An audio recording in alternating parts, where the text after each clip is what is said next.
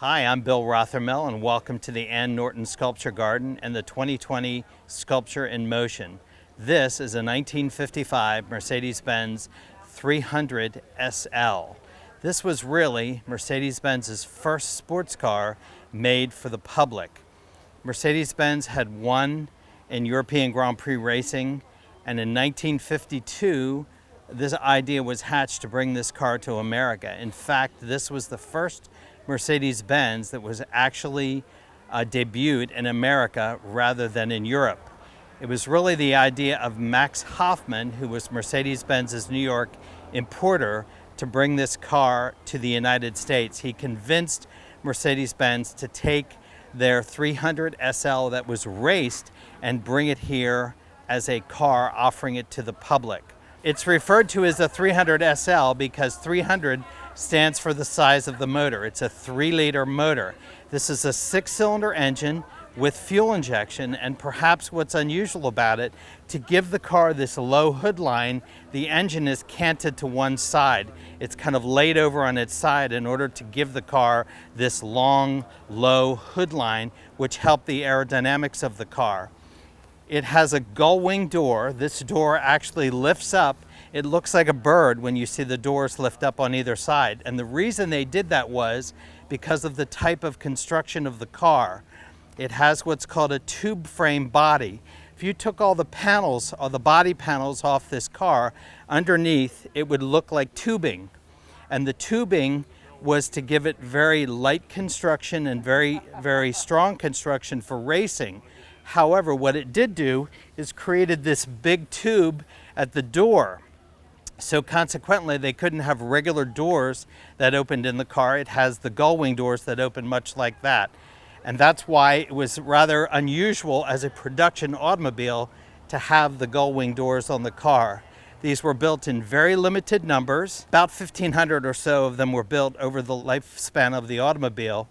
And Hoffman, who was the man responsible for bringing it to the United States with Mercedes-Benz, thought it would be better, his clients using the gull wing doors, it would be better as a convertible. So the latter version of this car was offered as a convertible with regular opening doors, and they figured out how to design the tube frame body of the car to be able to open the doors and give people an easier way to get in and out of the car.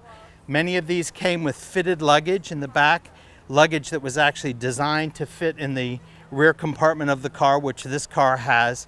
These are highly, highly desirable amongst collectors. In fact, we call this the blue chip collectible. Anybody who collects cars, this is one of the cars they want to have in their collection. And we're grateful to have this car here on behalf of Stephen and Kim Bruno. Hello everybody, and welcome to the Ann Norton Sculpture Garden and the 2020 edition of Sculpture in Motion. My name is Bill Rothermel, and I'm one of the docents here today. This is a 1940 Packard Super 8 convertible. Packard at the time in 1940 was the leading luxury car sold in America. Today we still have Cadillac and Lincoln, but believe it or not, in 1940, Packard was the king of sales. They were built in Detroit, Michigan. The first production Packard was built in 1899. Believe it or not, this is not the biggest Packard. This is a Super 8 Model 160, and there was even a bigger Packard than this, a Model 180. But Packard, again, being one of the leading luxury cars in the United States, had decided earlier in the mid-late 30s to build a smaller car, a 110 and a 120 to be specific. This was considered one of the larger or the bigger Packards, and really the production of them was fairly limited in size and in scope because Americans were buying smaller cars, less expensive cars than they were the big luxurious Packards like you see here. This is also a time before headlights were actually built into the fender, running lights were built into the fender, so you have them as separate pods on the front of the car. Packard's grille was called a cathedral grille because it looked like the steeple to a church. And one of their mascots that you see on the hood ornament is a cormorant, which is a bird and that was an option or an extra cost item that you could purchase to put on your Packard. Something also that started to go away in the early 1940s were running boards. This is what you see on the car on the outside here, which people used to step up on to get into the automobile. As you can see, compared to cars today, cars were much taller in the 1940s. You sat much more upright in the car, more of a carriage or coach-like seating position, which is how automobiles were designed and built. It wasn't really until the 1950s where automobiles became very low and very sleek, and that took over the dominance in design.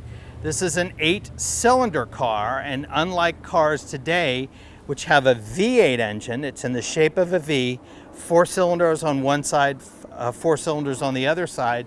This is a straight 8, meaning the engine is all one long piece and all 8 cylinders are in a row instead of in a V position. These are extremely smooth automobiles, very, very quiet automobiles, in keeping with the luxury mission of Packard at the time. Thanks for joining us here today. Good morning, my name is Ruben Verdes, and I'm here to introduce this Bugatti. You might understand that Bugatti now makes sports cars, and you see these very sleek modern cars going down the road, but Bugatti has a long history, and it goes back to the beginning of the 20th century. This particular car is a 1936 model, and in this era before World War II, every one of these premium automobiles actually had 2 makers. It had the maker Bugatti and the company that would make the coachwork. This particular body is made by Paul Lee. It was actually put on the car after World War II. The first body on the car was made by Fagoni, and this was rebodied after World War II by a different coach builder. The reason for that is car companies, when they first started, they were engineering companies. They made the engine and they made the chassis, and then you would go to a coach builder that made carriages for horse-drawn vehicles, and they built the bodies. And the industry grew up with those 2 things in mind: the engineers that made the car and the coach builders that made the body. This, even though it was made after World War II, has a lot of the lines that were very popular in the late 1930s. Here you have what is called a pillarless look. What it means is, if you look closely here, there's no bar between the first window and the back window. They both come up and they meet on a weather stripping. That was very sleek at the time and very hard to execute. This still has freestanding lights, but you could see almost the transition between the cars of the 1930s and the cars that follow, because the headlights are integrated into the coachwork. It's a very stunning car. It probably represents the very top of the cars that were being produced in the 1930s, and they were very coveted. Although after World War II, this was basically just a used car. So the person that bought the car wanted a fresh look on the car. That's a major reason for changing the body. We don't see that anymore because cars today are designed to have the body and the chassis and all the components very much integrated. But under here you have to picture they're very strong steel beams that are going across the whole bottom of the car, and the body is literally bolted onto that chassis. It's a very complicated process, and it really needs fine engineering in its own right to design and basically clothe a car like this. And if you see it, it's very well executed, very elegant, and very worthy of the Bugatti name. Good morning, my name is Ruben Verdes, and I want to tell you a little bit about this Cadillac. Yes, it's a Cadillac. You can't tell really when you first look at it, because this particular Cadillac has a body made by an Italian coach builder named Vignali. It says Vignali here, it says Vignali on the side of the car, but if you were to lift the hood, you would see a Cadillac engine. This is an idea that goes back to the very beginning of the automobile industry, when engineers made the engine, the chassis, and the electronic and mechanical parts of the car, and a coach builder, like a coach builder that would make carriages for a horse vehicle, would build the bodies. And those two industries grew up together to create things like this. This Vignale body is very sleek, very reminiscent of all Italian coachwork at the time. It's very sleek, and for the period you have great woodwork. The dash matches the rest of the body. And this particular car was modernized to have seat belts too, and that's something else that happens because when these cars are restored, they're meant to be used. So the owners drive them and they make them safe. They put seat belts in them, and they're very conscious of what it takes to maintain it, because if you look at it, it looks like a car that was just made. But it's a 1958 model. It's called a Cadillac, and it lives very near here in Palm Beach, and they only made a handful of these cars. This may be the only one that you ever see. There were only 3 made. The first one, nobody knows what happened to it, and there are 2 others, and they're not even the same. This one's different. The opportunity to do very, very custom bodies was also an advantage of separating the 2 things, because you had the engineers that made the technical part, that all stayed the same, but you could choose all different styles. If you went to a coach builder like Vignale and you say, I want a special, one-of-a-kind car that nobody else has, and here you have it. Hi, I'm Larry Prince. I'm one of the docents here at Sculpture in Motion here at the Norton Sculpture Garden.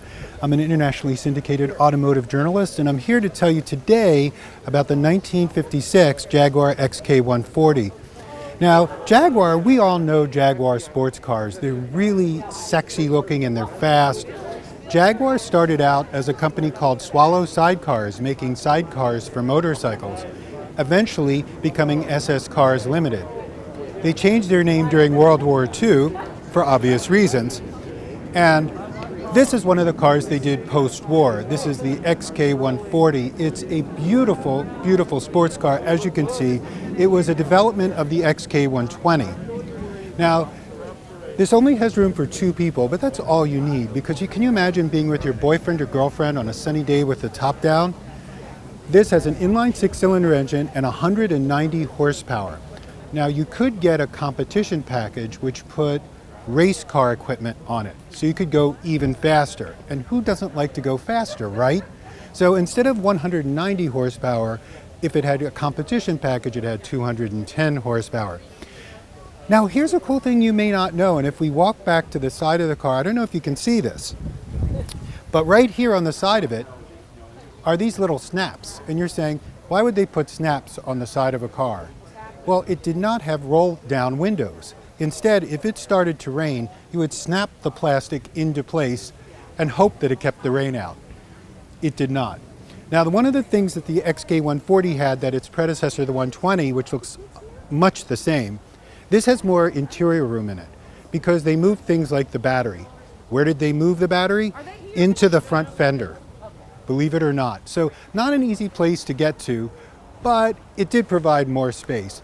Now, as much fun as this car is to drive, I will tell you, it gets very, very hot in the cabin because I've driven these, and the engine heat comes in through the floorboards, and it's enough to melt your sneakers. But you won't care because you're in this. It's like the best piece of automotive fashion, well, maybe the best piece of automotive fashion you could wear, because we have some other ones here as well that are just simply beautiful. But anyway, so this is a Jaguar. When someone says, have you seen a Jaguar? You can now say, yes, I've seen a Jaguar. I've seen a 56 Jaguar XK140.